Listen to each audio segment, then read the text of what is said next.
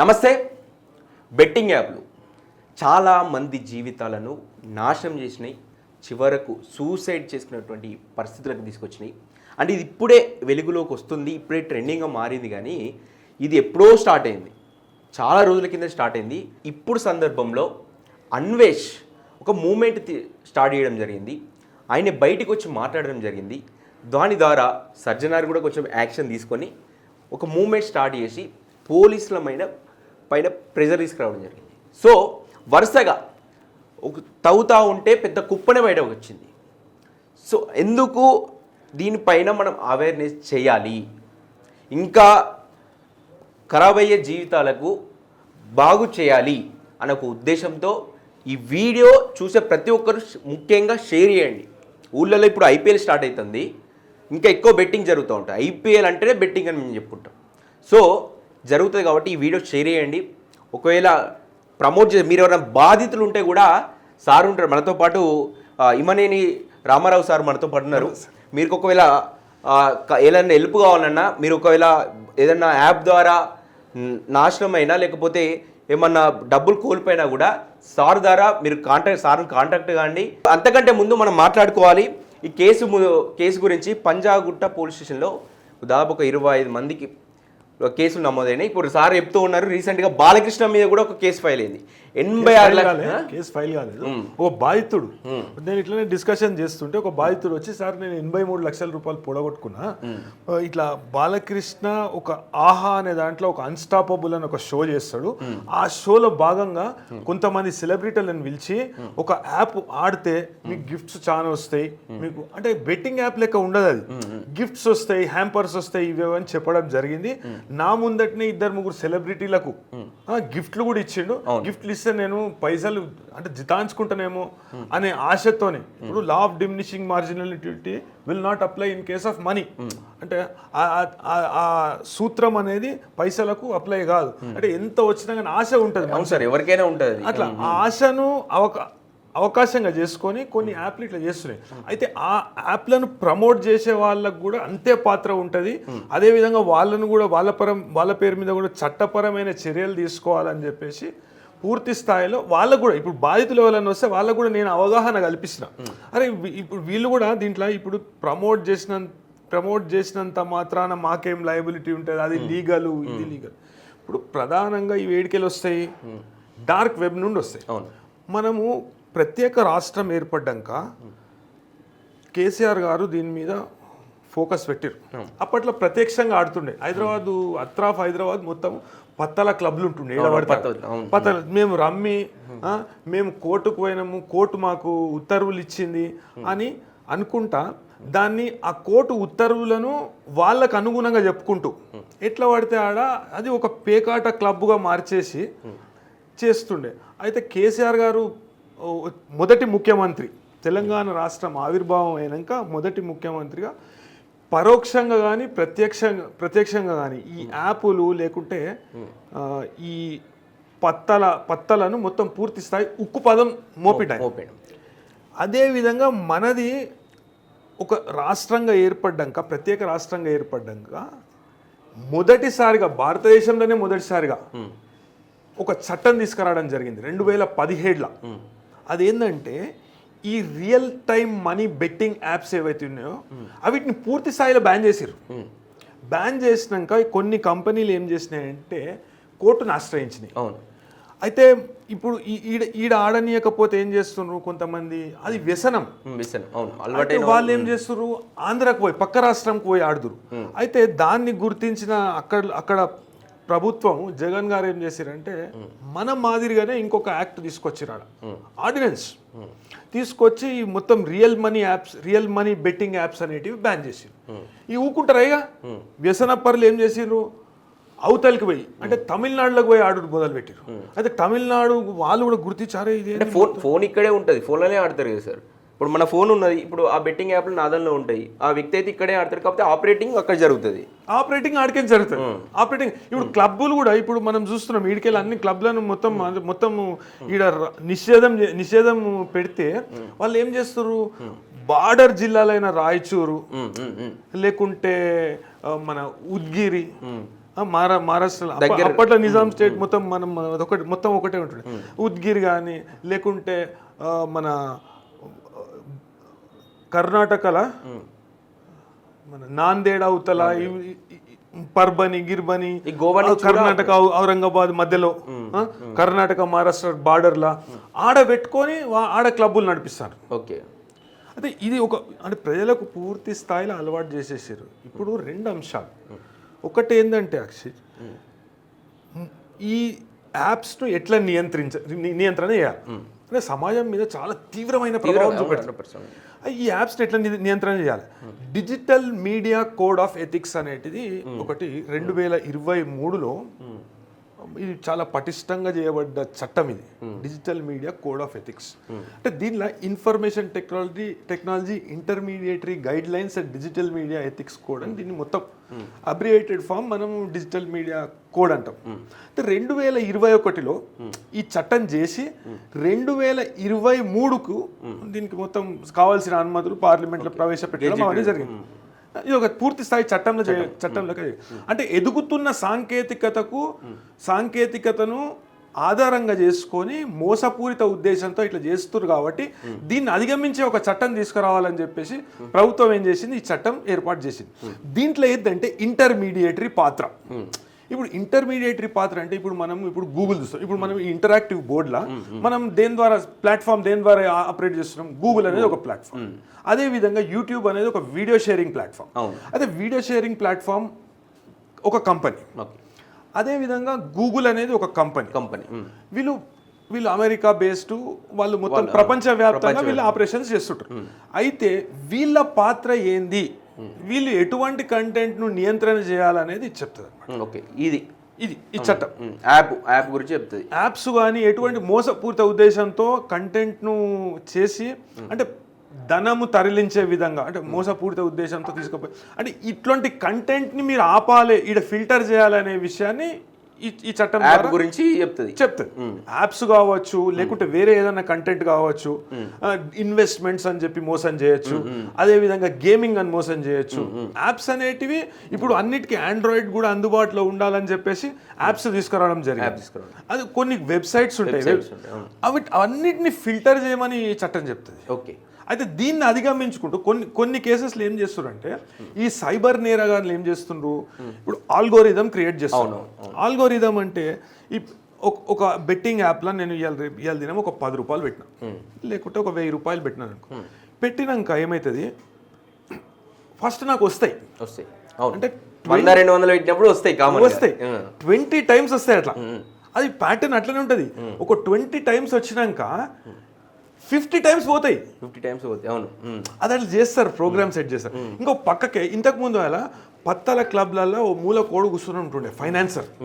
అంతోనే ఏంటంటే వాచ్లు గిరిపెడుతుండే ఉంటారు సార్. ఇప్పుడు బీటెక్ వాళ్ళు చేసే వాళ్ళు అక్కడ నియర్ బై ల్యాప్టాప్లు బైక్లు పెట్టుకొని డబ్బులు ఇస్తూ ఉంటారు క్లబ్లలో. అయితే ఇప్పుడు ఏం చేస్తారంటే ఈ సాఫ్ట్వేర్ ఎట్లుంటదంటే, టెక్నాలజీ ఎట్లుంటదంటే ఆడు ఓడిపోగానే దాన్ని మనం ఒక యాడ్ పాపప్ అవుతుంది, నీకు పర్సనల్ లోన్ వస్తుంది అంటారు. అవును, అది కూడా ఉంది సార్. పర్సనల్ లోన్ వస్తుంది, క్రెడిట్ కార్డు దానికి అట్లా అనుసంధానం చేస్తారు. అయితే అది రాగానే వాడు ఏం చేస్తాడు, పర్సనల్ లోన్ తీసుకుంటాడు, మళ్ళీ ఆడతాడు, దానిలో కూడా కొట్టుకుంటాడు. అయితే కొన్ని సమయాలలో ఆల్గోరిథం కొద్దిగా అటు ఇటు అయితే ఏం చేయాలనే కూడా వాళ్ళ దగ్గర ఆలోచన ఉంటుంది. ఆల్గోరిథం అటు ఇటు అయ్యి వాడు గెలిచిండు అనుకో, ఏమవుతుంది అంటే ఒక పీరియడ్ ఉంటుంది, ఒక 1 అవర్ 1.5 అవర్ పీరియడ్ ఉంటుంది. వానికి విచిత్రమైన యాడ్స్ వస్తుంటాయి. అరే నువ్వు 2.5 lakhs పెడితే నీకు 5 lakhs వస్తాయి ఒకటేసారి, 1 crore rupees వస్తాయి అని అట్లా వస్తాయి. అట్లా చూసుకుని అది దానిలో పెడతాడు, మళ్ళీ ఒకేసారి మొత్తం అమౌంట్ పెట్టేస్తాడు. వాడు గెలుస్తాడు ఆ పైసలు. ఆల్గోరిథం అప్పుడప్పుడు ఫెయిల్ అయినప్పుడు ఏమవుతుంది అంటే వాడు గెలుస్తాడు.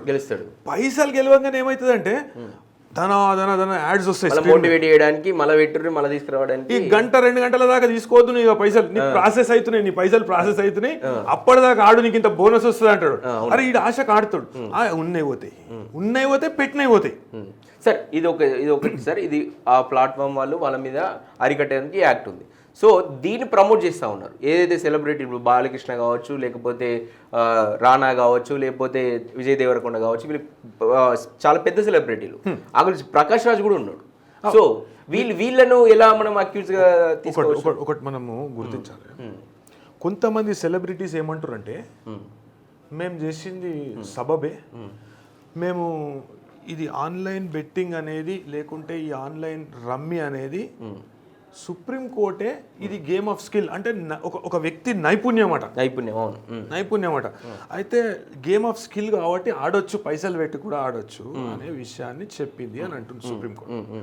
సుప్రీంకోర్టు చెప్పినందుకు మేము అన్ని చూసినాము, అంత లీగల్గా ఉన్నది, అంత చట్ట ప్రకారమే ఉన్నది కాబట్టి మేము దీనికి ఒప్పుకున్నాము, కాంట్రాక్ట్ సైన్ చేసినామని కొంతమంది వీడియో, కొందరైతే తెలియక చేసినాము మాకు ఇట్లా పర్వాలేదు ఇప్పుడు ఇడిచిపెట్టచ్చు, ఎందుకంటే మొత్తం ఫోటో వదిలిపెడతారు. తప్పు చేసిన వాళ్ళు దాని వల్ల కొంతమంది సఫర్ అయ్యారు, చనిపోయారు.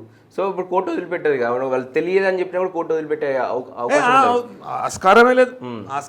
అయితే వాళ్ళ ఇప్పుడు ఆత్మసాక్షి, ఇప్పుడు నేను ఇంతమంది వ్యక్తులకు పరోక్షంగా వాళ్ళకి అన్యాయం కానీ కారణమవుతున్నా అనే వాళ్ళ ఆత్మసాక్షి చెప్తుంది కాబట్టి వాళ్ళు పబ్లిక్గా అరే నేను మా తప్పు అయిందని చెప్తారు. అయితే కొంతమంది అయితే ఇక మొత్తము కింద పడ్డ ఏదో అంటారు కదా, కింద పడ్డ మీద పడ్డ ఏదో అంటారు కదా, అట్లా వచ్చి మొత్తం ప్రజలకు ఏం చెప్తారు అంటే మాది మేము చేసింది కరెక్టే, మీరేమన్నా ఉంటే ప్రభుత్వాన్ని అడుకోపోరి, మమ్మల్ని ఎందుకు అంటారు, మేము మా వృత్తిపరంగా.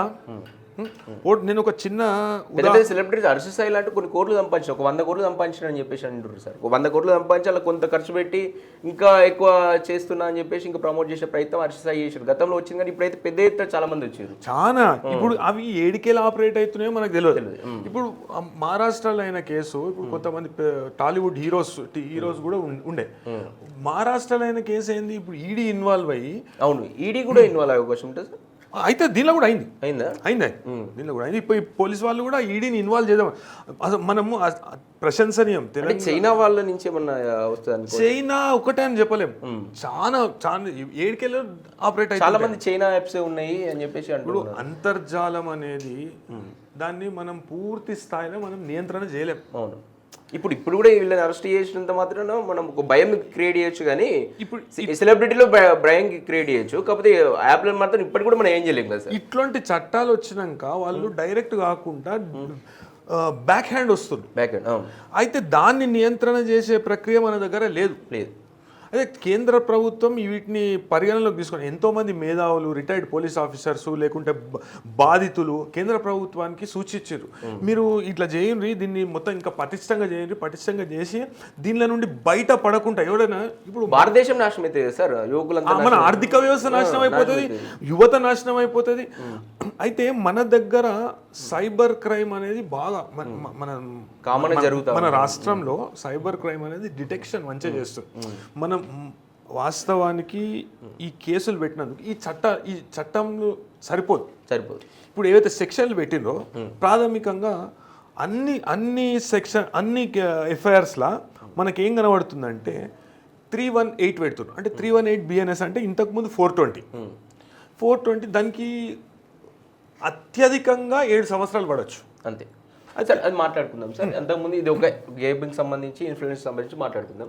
నెక్స్ట్ ఫస్ట్ సెలబ్రిటీస్ విషయానికి వస్తే మెయిన్గా రానా చాలా పెద్దవాడు, చాలా మంది పెట్టారు. తర్వాత విజయ్ దేవరకొండ చాలా పెద్ద, సో ప్రకాష్ రాజ్, మంచు లక్ష్మి, ప్రణీత, నిధి అగర్వాల్.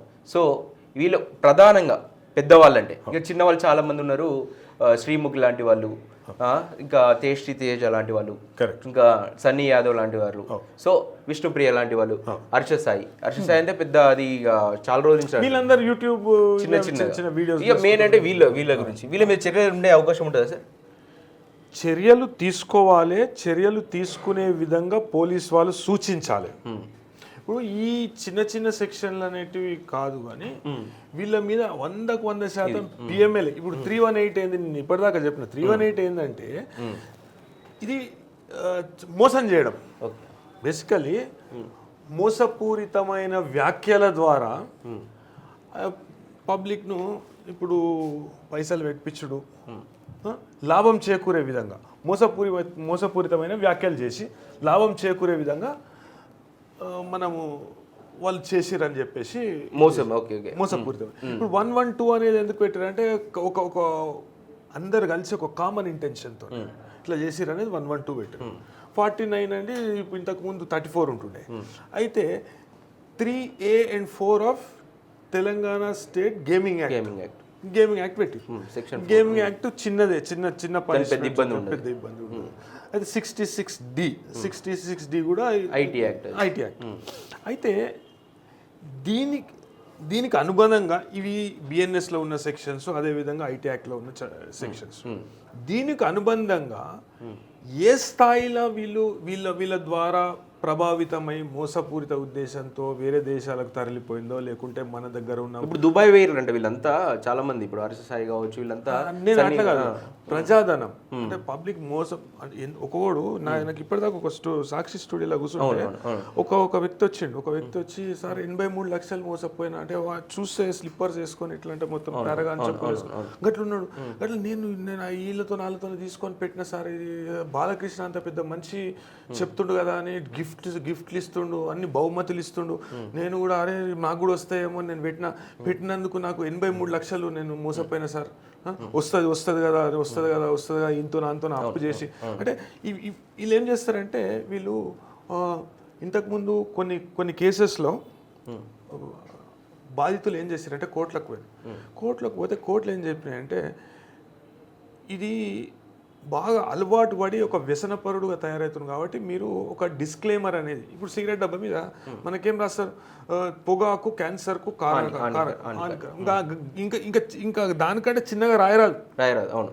ఇక మనం ఒక మందు బాటిల్ తీసుకున్నాం, మద్యపానము ఆరోగ్యానికి హానికరం అని రాస్తారు. హానికరం అని రాసినప్పుడు దానికంటే చిన్నగా రాయరాదుగా. మళ్ళీ వాడే ఒకటి royal challenge package drinking water అంటే వేరే యాంగిల్లో దాన్ని ప్రమోట్ చేస్తాడు. అది తాగుబోతులుగా తయారు చేస్తారు. అదే విధంగా ఇలా వ్యసనపరులు ఎట్లయితారు, దాని మీద చిన్న గేమింగ్ ఈజ్ అడిక్టివ్ అని రాస్తాడు చిన్నగా. ఓకే, ఒక దిక్కు గేమింగ్ ఈజ్ అడిక్టివ్ అంటాడు, ప్రమోట్ చేసుకుంటూ మళ్ళీ ఇది రాస్తాడు. అయితే వీళ్ళు ప్రమోట్ చేసిన వాళ్ళని కూడా పిఎంఎల్ యాక్ట్ కింద కేసు పెట్టాలి. పిఎంఎల్ యాక్ట్ కింద కేసు పెడితే అది తీవ్రమైన చట్టం, ఈడీ ఇన్వాల్వ్ అవుతుంది. ఈడీ ఇన్వాల్వ్ అయితే ఏ స్థాయిలో అంటే సాధ్యం ఎట్లా అని మీరు అంటున్నారు, పిఎంఎల్ యాక్ట్ పెట్టాలి అంటారు, ఎట్లా సాధ్యం అయితే? వీళ్ళు ఇక్కడ మన వాళ్ళే కదా, ల్యాండ్ ఎక్కడ అందులో పార్టిసిపేషన్ ఉందంటారు వీళ్ళది? 100% ఉంటుంది. కాంట్రాక్ట్ లేదు, మోసపూరిత ప్రకటనలు చేయలేదు, వాళ్ళ మధ్యలో కాంట్రాక్ట్ లేదు. అంటే నువ్వు అడ్వర్టైజ్మెంట్ పేరుతో ఏది పడితే అది చేస్తావా? ఇప్పుడు రమ్మి ఆడుమని చెప్పలే, ఏడ కూడా సుప్రీంకోర్టు ఏం చెప్పిందంటే రమ్మి అనేది శిక్షార్హమైన నేరము కాదు అని చెప్పింది. అయితే దీంట్లో ఏంది, ఇప్పుడు జంగ్లీ రమ్మి అని ఒకటి యాప్ ఉంటుంది, అదేవిధంగా Way23 అని ఇంకొక యాప్ ఉంటుంది. దానిలో ఏంది ఇట్లా పాపప్స్ వస్తాయి. నువ్వు 7,000 రూపాయలు 7,500 పెడితే నీకు 12,000 రూపాయల టోకన్స్ ఇస్తాము, బోనస్ ఇస్తాము. మరి అదేంది అది? ఓకే, అది రమీల అంతర్భాగం, అది నైపుణ్యంలో అంతర్భాగం అది. అదే విధంగా నేను క్యాష్ గెలుచుకున్నాను, అది పాత సినిమా పాటలు మీకు కూడా వస్తాయని సెలబ్రిటీస్ చెప్పుడేంది? అది బెట్టింగ్, 100% అది బెట్టింగ్. అంటే వీళ్ళకు ఆ యాప్ ఉన్నటువంటి వాళ్ళకు మేనేజ్మెంట్కు ఎట్లా లింక్ చేయడం? బయట దేశంలో చైనాలో లేకపోతే ఇంకెక్కడైనా ఉండొచ్చు, వాళ్ళు మొత్తం కంపెనీ మొత్తం అన్ని ఇండియన్ కంపెనీలు, ఇండియా వాళ్ళు ఎక్కువ శాతం ఇండియన్ కంపెనీలే. డార్క్ వెబ్ ద్వారా వచ్చే కంపెనీలకు వీళ్ళకి ఎటువంటి సంబంధం ఉండదు, వీళ్ళు ఏడ ప్రమోట్ చేయరు. అయితే ఈడీ ఇంతకుముందు షారుఖ్ ఖాన్ విషయంలో కానీ ఇతర సెలబ్రిటీస్ విషయంలో కానీ ఒకటి గుర్తించింది. పాకిస్తాన్ బేస్గా ఒక యాప్ ఇండియాలో ప్రమోట్ చేసి దానికి వీళ్ళు బ్రాండ్ అంబాసిడర్గా వివరించారట. అంటే అది మొత్తం దేశ ఆర్థిక వ్యవస్థని నిర్వీర్యం చేస్తుంది. అది ఎంత దారుణమైన పని అంటే. అయితే వీళ్ళు తప్పించుకోజాలరు. నాకు ఒక కాంట్రాక్ట్ ఉన్నది, నేను ఆ కాంట్రాక్ట్ ద్వారా నేను ఏది పడితే అది చెప్తావా? అంటే నువ్వు దానిలో కాంట్రాక్ట్, ఇప్పుడు ఇంతకుముందు అమితాబ్ బచ్చన్ గారికి అప్పట్లో అంటే నేను ఇట్లనే కొన్ని పుస్తకాల ద్వారా తెలుసుకున్నాను, అమితాబ్ బచ్చన్ గారికి ఒక ఏమంటారు మన కూల్ డ్రింక్ యాడ్ వచ్చిందంట. యాడ్ చేసిండు ఆయన, యాడ్ చేసి అప్పట్లో ఎప్పుడో మనం చిన్నగా ఉన్నాం. అయితే కూల్ డ్రింక్ యాడ్ చేసినట. అప్పట్లోనే ఒక చిన్న పిల్ల ఆయన తానికి వచ్చి అరే సార్ మీరు ఇంత పెద్ద యాక్టరు, మరి అది మా ఇంట్లో అయితే చెప్తారు మొత్తం గొంతు ఖరాబ్ అవుతుంది, ఆరోగ్య సమస్యలు వస్తాయి, కూల్ డ్రింక్ తాగుతాయి, మరి మీరు ఎట్లా చేసిరు సార్ యాడ్ అని అడిగిందట. అవునవును. ఆయన దాన్ని మనసు మీదకి తీసుకొని ఆ కాంట్రాక్టే క్యాన్సిల్ చేసి ఉల్టా పైసలు ఇచ్చిండ. కాంట్రాక్టే క్యాన్సిల్ చేసి అంటే అట్లా నియత్తుగా ఉంటుండే, నిబద్ధత అనేది ఉంటుండే. ఇప్పుడు ఏంది ఏది పడితే అది అంటే నువ్వు ఏది పడితే ఏది చేయమంటే అది చేస్తావా? దొంగతనాన్ని ప్రోత్సహిస్తావా, లేకుంటే ఏదైనా నేరాన్ని ప్రోత్సహిస్తావా? నీకు సరే నేను యాడ్ ఒక కంపెనీ పెడదాం, ఒక కంపెనీ పెట్టి రాసుకుందాం, నువ్వు దొంగతనాన్ని ప్రోత్సహించాలి, దొంగతనం చేయమని చెప్పాలి, లేకుంటే నేరం చేయమని చెప్పాలి, చేస్తావా? చేయవు కదా. మరి ఇది కూడా అంతే. ఇప్పుడు దేశ ఆర్థిక వ్యవస్థ చిన్నాభిన్నమవుతుంది, యువత మొత్తం పెడతో పట్టి వ్యసన పరులుగా తయారవుతుండ్రు. ఆ విషయాన్ని గుర్తించాలి కదా.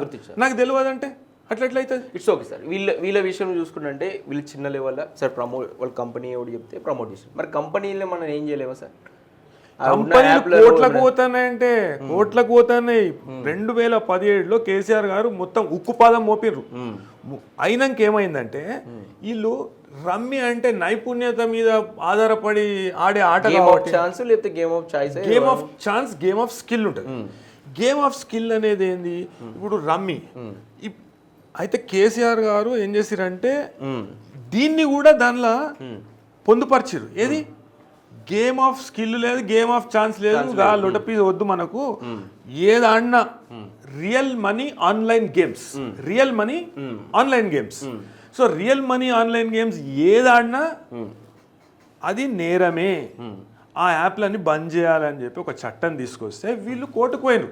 కోర్టుకు పోయి సార్ మేము నైపుణ్యంతో ఆడుతున్నాం కాబట్టి ఇంతకుముందు కోర్టులు ఇచ్చిన ఉత్తర్వులు ట్విన్ సిటీస్ అనే కేసులో, ట్విన్ సిటీస్ కల్చరల్ క్లబ్ అనే కేసులో మీరు ఇచ్చిన ఉత్తర్వుల ప్రకారం మేము నైపుణ్యతతో కూడిన ఆటలు అనేటివి ఆడుకోవచ్చు, రమ్మి అనేటిది ఆడవచ్చు కాబట్టి ప్రభుత్వం మా మీద ఆంక్షలు విధించడానికి వీలు లేదు అని చెప్పుకుంటూ వస్తే కోర్టు స్టే ఇచ్చింది. దాని మీద అప్పట్లో ఉన్న రాష్ట్ర ప్రభుత్వం అపీల్కు పోయింది. అపీల్కు పోయినప్పుడు అపీల్ని సుప్రీంకోర్టులో దీనికి సంబంధించిన కేసు, తమిళనాడు ప్రభుత్వం వేసిన కేసు ఒకటి పెండింగ్ ఉన్నది కాబట్టి అత్యున్నత న్యాయస్థానంలో ఈ కేసు డిసైడ్ అయితే పూర్తి ఆ న్యాయస్థానం ఇచ్చిన తీర్పు పూర్తి స్థాయిలో భారతదేశం వ్యాప్తంగా అమలు పరచవచ్చు అనే విషయాన్ని స్పష్టీకరించుకుంటూ సుప్రీంకోర్టులో పెండింగ్ ఉన్నది ఇది. దాన్ని అవకాశంగా తీసుకొని మేము రమ్మి ఆడిపిస్తున్నాం, నువ్వు పైసలకు ఎందుకు ఆడిపిస్తున్నావు రమ్మి? నువ్వు పైసలకు ఆడిపోయదు కదా, ఒక కంపెనీ పెట్టి ఆడిపోమనిలే సుప్రీంకోర్టు. అప్పట్లో అంత సాంకేతికత లేదు. 2002లో వచ్చింది మొదటి తీర్పు, 2002లో వచ్చింది సుప్రీంకోర్టుది. అయితే అప్పట్లో అంత సాంకేతికత లేదు. ఇప్పుడు వర్చువల్ ప్లేయర్తో ఎట్లా ఆడిపిస్తావు నువ్వు రమ్మి? వర్చువల్ ప్లేయర్తో వర్చువల్ ప్లేయర్ విషయం సుప్రీంకోర్టు చెప్పలే. సుప్రీంకోర్టు ఏమన్నదంటే ఎంటర్టైన్మెంట్ కొరకు, వాళ్ళ ఆనందం కొరకు వాళ్ళు ఒక కాడ కూర్చొని, యాప్తో సంబంధం లేదు, ఎందుకంటే యాప్ అంటే కంప్యూటర్. అప్పట్లో సాంకేతికతనే లేదు, అంటే ఈ విధంగా డెవలప్ కాలేదు సాంకేతికత. ఆన్లైన్ గేమ్స్ విషయం సుప్రీంకోర్టు చెప్పలే. నువ్వు ఆన్లైన్ ఆడిపిస్తా, ఆన్లైన్ చెప్తే ఆడిపి, ఆన్లైన్ చెప్తే అది నేరం కాదు. ఆ విషయాలను సుప్రీంకోర్టు ముందట 100% అన్ని రాష్ట్రాలు పెడతారు.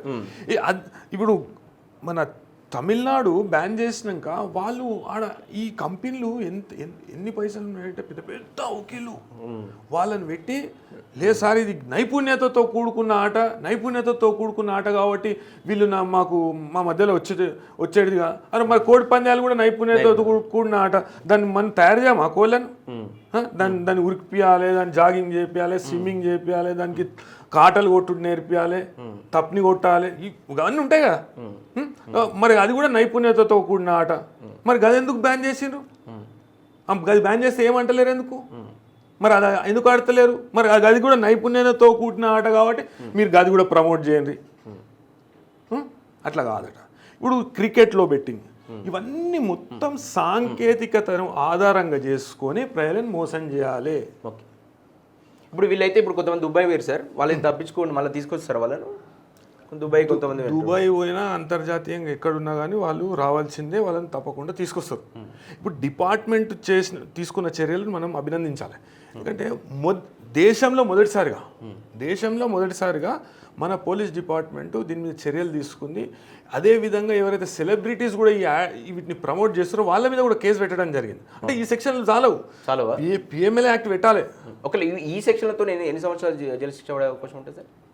అత్యధికంగా 7 సంవత్సరాలు, అంతే, అత్యధికంగా 7 సంవత్సరాలు. అయితే ఇప్పుడు supreme court Arnesh Kumar versus state of Bihar అనే కేసులో ఏంటంటే పోలీస్ వాళ్ళు ఈ చట్టాన్ని దురుపయోగం చేయొద్దు, ఎట్లా పడితే అట్లా ఎవరిని పడితే వాళ్ళని తీసుకుపోయి జైలు వేసుడు లేకుంటే కొట్టుడు అట్లాంటి చర్యలకు పాల్పడద్దు అని సూచిస్తూ ఏదైతే 7 సంవత్సరాలు లేకుంటే 7 సంవత్సరాల కంటే తక్కువ శిక్షగా ఉన్న నేరాలకు ముందస్తుగా నోటీస్ ఇవ్వాలి అనే విషయం చెప్పడం జరిగింది. ఇంతకుముందు అది 41A పెట్టిండ్రు, ఇప్పుడు 35(3). అయితే ఈ కేసులల్లో 35(3) నోటీస్ అనేది ఇవ్వాల్సి వస్తుంది. అదే జరుగుతున్నట్టుంది. అరెస్టులు అయితలేవు కాబట్టి ఇట్లాంటి ప్రకటనలు అన్నీ వస్తున్నాయి. అరెస్ట్ అయ్యి లోపల జైల్లో కూర్చుంటే అన్ని బయటకు వస్తాయి. అన్ని బయటకు వస్తాయి. రైట్. ఇది చూస్తూ ఉంటే ఏది ఏమైనప్పటికీ ఒక విచారణ అయితే స్టార్ట్ అయింది. ఒక భయం అయితే మెయిన్గా సెలబ్రిటీలలో ఒక భయం అయితే స్టార్ట్ అయింది. మేము ఎలాంటి చేసినా కూడా మాకు ఇబ్బంది అవుతుంది, పైసలు సంపాదించుకున్నప్పుడు కానీ జీవితంలో మళ్ళీ జైలుకి వెళ్ళాల్సి వస్తుందని ఒక భయం అయితే స్టార్ట్ అయింది. ఇది ఇంకా దాన్ని హర్షించాలి పోలీసులు ఇప్పటికైనా. అందుకే తెలంగాణ పోలీసులు ఆలోచించాలి, దీనిపైన ఇంకా ముందుకెళ్ళాలి. పెద్ద పెద్ద సెలబ్రిటీలు ఉన్నారు, ప్రకాష్ రాజ్ అంటే వాళ్ళు, విజయ్ దేవరకొండ, వాళ్ళపైన కూడా వాళ్ళకి నోటీస్ ఇవ్వండి, వాళ్ళని కూడా రమ్మనండి. ఎందుకంటే వాళ్ళు పెద్ద పెద్దోళ్ళు, వాళ్ళని వదిలేసే ప్రయత్నం చేయకూడదు. చిన్న చిన్న వాళ్ళని పట్టుకుని ఏదో చేసినామంటే దులిపేసుకునే ప్రయత్నం చేయకూడదు. వాళ్ళు మెయిన్, వాళ్ళని కూడా తీసుకురావాలి, వాళ్ళని కూడా విచారణ జరపాలి. ఎందుకంటే వాళ్ళని అరికడితే చిన్న చిన్న వాళ్ళు కూడా అసలు కామ్ అయిపోతారు, వాళ్ళు కూడా ఎలాంటి ప్రమోషన్లు చేయరు.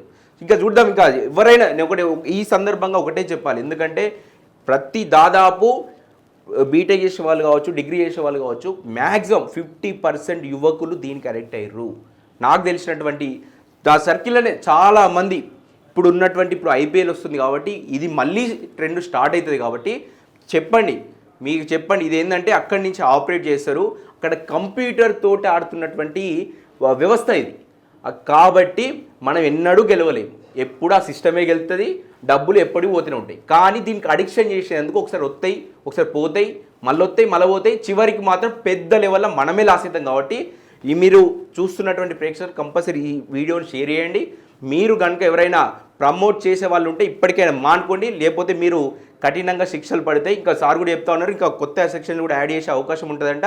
చూస్తూనే ఉండండి మన తొలి వెలుగు.